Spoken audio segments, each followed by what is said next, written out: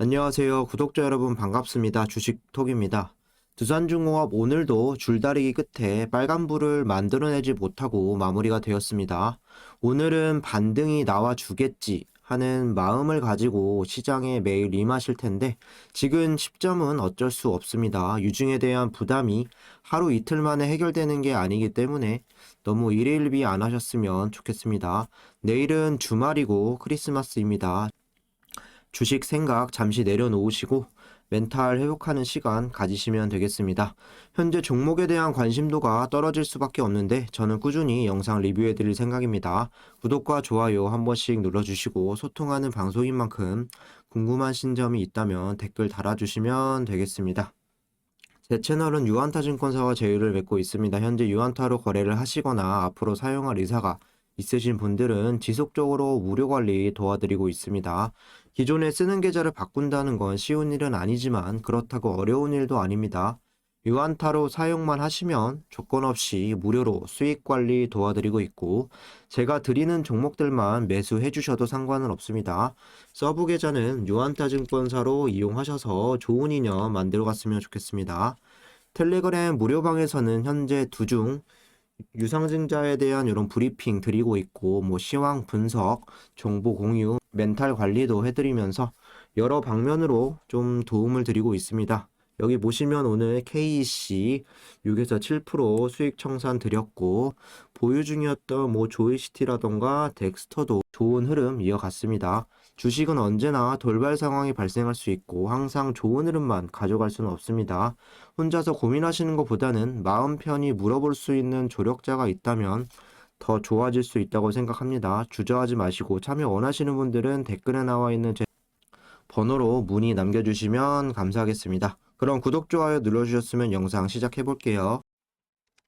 지난 3일 동안은 종목 쳐다보기도 싫다 이런 생각들이 많으셨을 텐데 오늘도 반등은 이어가지 못했습니다. 요즘엔 내일이면 더 하락폭을 키워갈진 않을까 걱정이 앞서는 이런 흐름들이 계속 이어지고 있습니다. 오늘은 오전까지만 해도 기술적인 반등의 여지가 있었으나 결국에는 하방으로 밀어내면서 마이너스 0.74%로 마감이 되었습니다. 유중으로 인해서 뭘 해도 계속 떨어질 것 같은 분위기가 참 무서운 것 같습니다. 하지만 두중 1년 이상 오래 가지고 계신 분들이라면 이런 움직임 역시 단련이 되어 계실 겁니다. 지난 6월달로 예를 들어도 32,000원까지 고점을 찍은 이후에 쭉 빠지면서 여기 18,000원까지 왔는데 23,000원에서 현재 2만원 구간 못 버틸 것도 없다고 생각을 합니다. 사실 오늘 고점인 1.4%가 종가가 되었다 하더라도 큰 의미는 없었다고 봅니다. 반전을 일으킬 만한 큰 급등이 나오거나 아니면 주가가 23,000원 부근이었다면 또 기대를 해볼 수 있겠지만 현재는 인내하고 버텨야 하는 시점이다. 빨리 내 스스로 인정하는 게 부담을 덜 수가 있겠습니다. 점점 연말이 다가오고 있습니다. 그렇다는 건 유상증자 권리를 받을 수 있는 날이 좀 다가온다라고 볼 수도 있겠죠. 12월 30일까지 보유를 하시면 유상증자에 대한 권리가 생기게 됩니다. 앞으로 거래일만 따지면 4일 정도 남았는데 이 기간 동안 여러 가지 고민들이 좀 많아지실 수 있다고 생각이 드는데 단순하게 생각하시는 게 가장 좋을 것 같습니다. 어제 질문 하나를 좀 받았는데 현재 23,000원 구간에 좀 보유를 하고 있는데 매도를 하고 12월 30일까지 좀 기다려서 주가가 떨어지면 저점에서 노려보는 건 어떨지 이런 부분에 대해서 좀 제가 답변을 드렸습니다. 23,000원이라면 비교적 큰 손실은 아니라고 저는 생각을 하는데 이 남은 4일 동안 떨어질지 아니면 반대로 올라갈지 사실 예측이 어렵기 때문에 유중을 받을 생각이라면 그냥 기다리시는 게 좋다고 저는 생각을 합니다. 아직까지 결정하지 못하신 분들은 단순하게 12월 30일까지 일단 유중에 대한 권리를 받아놓고 앞을 생각하셔도 늦지 않을 것 같습니다. 신주 인수권 증서 매도까지는 한 달 정도 시간은 있죠. 1월 21일에서 27일 5 영업일 동안 또 정리가 가능하며 유상증자를 포기하시려면 이 신주 인수권을 이 기간에 매도해 주시면 되겠습니다. 참고적으로 내가 좀 위에서 좀 물려 있다라고 하시는 분들은 유중을 받는 게 더 유리하다고 생각을 합니다. 2월 7일이죠. 최종 발행가 공시. 이 기간까지는 2달 이상이 남아 있으며 유상증자를 받으실 분들은 섣불리 지금 구간에서 물량을 늘리지 않는 것이 좋은 판단일 듯 합니다. 어제 영상에서도 말씀을 드렸지만 작년 유상증자와 비교를 해봤을 때 정말 많이 떨어진다고 하면 16,000원 구간 정도라고 저는 생각을 하고 있고, 평상적이라고 한다면 17,000원에서 18,000원 부근에서 움직이는 게 좀 더 가능성이 크다라고 생각을 합니다.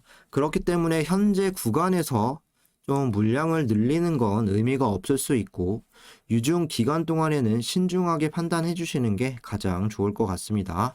여 밑에 기사를 좀 보시면 이집트는 아프리카와 중동, 유럽을 잇는 지정학적 장점과 성장 잠재력이 높은 나라로 우리의 기술력과 발전 경험을 결합할 경우 양국 모두 높은 시너지가 기대된다. 조만간 이집트 엘다바 원전 사업 수주도 가능성도 점쳐지고, 엘다바 원전 사업은 2017년 러시아 국영 원전 기업 로사톰 자회사가 이집트 원자력청으로부터 수주를 받아 현재 진행 중인 상태로 터빈 건물과 5개 시설 등 2차 사업에 한수원과 국내 기업으로 구성된 컨소시엄이 참여를 추진 중이다. 이렇게 나와 있습니다. 이집트 원전 수주가 연말이나 또 연초에 조 단위 규모로 예상이 되기 때문에 그때 주가를 얼마나 좀 끌어올려 줄 수 있을지가 중요할 것 같습니다. 정리를 생각하시는 분들이라면 그 이슈 이후에 좀 대응을 하셔도 무방할 것 같습니다. 매매 동향 체크를 해보도록 하겠습니다. 최근 일주일치 흐름을 좀 보시면 이렇게 외인과 기관은 그래도 일정적으로 들어오고 있는데 개인들은 계속 나가는 경향을 보여주고 있습니다. 연말이 다가오면서 양도세, 회피 물량으로 인해서 개인들의 매도세가 좀 짙어지고 있다라고 볼 수가 있겠는데 12월 30일까지 장이 열리죠. 과거 3년치를 좀 비교를 해보면 개인들은 12월 28일까지는 매도세를 유지를 하고 그 이후에 29일 그리고 30일 큰 폭의 매수세가 들어오는 패턴을 보여주고 있습니다. 이런 이유로 12월 그리고 연말은 개인들에 의해서 좀 변동성이 나올 수 있다는 점도 참고적으로 체크해 주시면 될 것 같습니다. 다시 두중으로 돌아와서 개인들은 12월 꾸준하게 매도세를 보여주고 있습니다. 상대적으로 외인과 기관이 좀 매수세가 늘어나는 것처럼 보이지만 실상 50만 주 이상 순매수되는 경우도 많지 않습니다. 오늘 외인이 20만 주 순매수, 기관이 12만 주가량 순매수가 되었고 프로그램은 26만 주가량 순매수가 되었습니다. 수량, 얼마만큼 들어왔는지도 중요하겠지만 어떤 주체가 매수했는지도 주가 움직임에 중요하게 작용할 수가 있습니다. 3일 동안 외인과 그리고 기관은 이렇게 들어왔으나 금융투자가 중점적으로 좀 들어왔고 투신이라던가 연기금은 꾸준하게 좀 매수세를 보여주지 못하면서 무조건 외인과 기관이 들어온다라고 해서 주가가 올라가는 건 아니다. 단적으로 좀 보여주는 부분인 것 같습니다. 보통 개인들은 주가가 좀 급등하고 움직일 때나 이슈가 있으면 매수를 하게 되는데 현재 상황에서는 이슈도 부족하고 또한 이제 급등도 나오지 않기 때문에 좀 관심을 적게 두고 있다라고 볼 수도 있겠죠. 그래도 다행인 부분은 주요 외국계 수급들이 최근에 관심을 보여주면서 JP모건이라던가 CS증권 그리고 모간서울 이렇게 누적으로 치자면 89만 주, 69만 주, 또 37만 주 현재 물량을 홀딩하고 있습니다. JP모건 어제자까지 89만 주 이렇게 가지고 있는데 저점에서 좀 잡아가고 있는 형태라고 생각이 됩니다. 이 수급들마저도 나갔다면 아마 주가는 2만 원 밑에 있었을 겁니다. 오늘 공매도를 좀 보시면 비율이 11%까지 이렇게 상승하고 수량이 33만 주까지 늘어나는 모습인데, 다행인 부분은 12월 들어와서 상환이 상당히 많이 늘고 있습니다. 그런 이유로 해서 잔고 수량과 잔고 금액도 꾸준히 줄어들고 있고, 처음으로 잔고 금액은 6,900억까지 내려온 상황입니다. 좀 지켜보시면 될 것 같고, 연말까지는 아마 비슷한 행보가 이어질 거라고 생각이 듭니다. 이어서 뉴스를 좀 체크를 해볼게요. 뭐 원전에 대한 뉴스라던가 아니면 두산중공업에 대한 뉴스 상당히 많이 나오고 있는데, 그래도 새롭게 좀 나온 뉴스로 좀 소개를 해드릴까 합니다. 여기 보시면 벨기에 2025년까지 탈원전 SMR에 투자를 하겠다. 벨기에 정부가 2025년까지 가동 중인 원전 7기를 모두 중단하되 차세대 원자력 기술인 소형 모듈 원자로의 투자는 이어가기로 했다.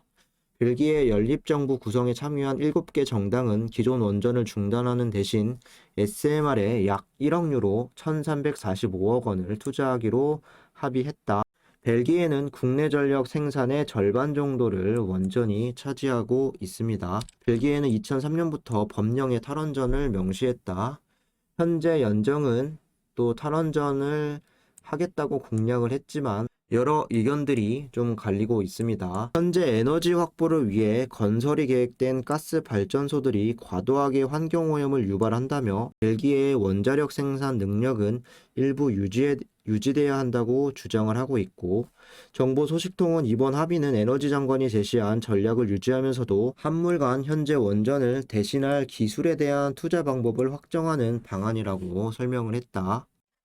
현재 EU 텍소노미 지속가능한 친환경 에너지 여부를 둘러싸고 회원국 간의 의견이 갈리고 있고, 뭐 프랑스, 핀란드, 체코, 폴란드, 헝가리, 루마니아 등등 또는 친원전 국가들도 있고, 반대로 독일을 필두로 오스트리아, 덴마크, 포르투갈 등등 또 핵 폐기물 문제 등을 거론하면서 강하게 반대하고 있어 원전을 둘러싸고 EU가 양분된 모양새를 보이고 있습니다. 정리를 하자면 2003년 탈원전을 명명했, 그리고 지난해 10월에도 탈원전을 하겠다고 좀 공약을 한 상황이었지만 현재는 SMR로 선회하는 분위기가 좀 이어지고 있습니다. 그렇기 때문에 내년 1월 이후에 텍소노미에서 원전을 채택하는 건 원전을 다시 재개하려는 국가나 그리고 그동안 관심이 없었던 국가들도 좀 참여할 수 있는 중요한 부분이 될 수 있습니다. 여기에 최근에 러시아 천연가스 공급 문제도 불거지면서 원전에 대한 필요성이 더욱 좀 대두가 되고 있는 상황인데요. 풍력 발전이 부진하고 올해 겨울 에너지 물가 폭등에 좀 직면해 있는 유럽 상황입니다.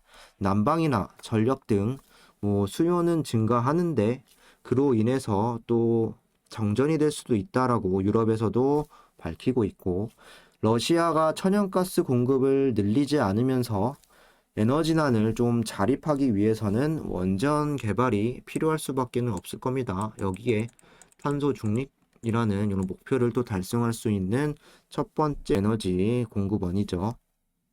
이미 원전을 운영하고 있는 40여 개국들의 국가들도 계속 원전에 대한 비중을 좀 늘리려는 추세고, 아랍에미리트, 벨라루스, 방글라데시, 터키까지 또 신규 원전 건설할 예정이고, 탈원전을 외쳤던 이런 국가들도 SMR에 또 집중을 하고 있는 이런 세계적인 상황입니다. 이런 분위기는 내년이 되면 더 부각이 될 수 있다고 생각을 하고, 실질적으로 기대감만 가지고 있었던 수주까지 발생하게 된다면 주가는 또 상승 흐름을 탈 수도 있겠습니다. 지금 상황은 유상증자로 인해서 힘을 낼 수 없는 상황을 인지하시고, 내년 텍소노미 발표와 본격적인 신사업들, 수소라든가 가스터빈, 해상풍력 등등등 진행하게 되면 장기적으로 봤을 때 더 좋은 날이 올 수 있다고 저는 생각을 합니다. 유중에 대해서는 잘 고민하시고 판단하셨으면 좋겠습니다. 금일은 변동성이 좀 적었고 앞에서 방향성에 대해서 설명을 드렸기 때문에 차트 분석은 생략하도록 하겠습니다. 지지라인 2만원 구간 이탈 시 19,000원, 18,000원까지도 올 수 있다. 이런 부분들을 좀 염두에 두시고 분위기가 반전될 수 있는 이런 흐름을 기다려 보셔야 하겠습니다. 이상으로 영상 마무리하도록 하고 구독과 좋아요 한 번씩 부탁드리겠습니다. 두중 실시간으로 대응받고 싶으신 분들이나 다른 종목으로 손실을 만회하고 싶으신 분들은 유한타증권사만 사용하시게 되면 모든 게 무료입니다. 관심 있으신 분들은 댓글에 나와 있는 번호로 문의 주시면 되겠습니다. 감사합니다.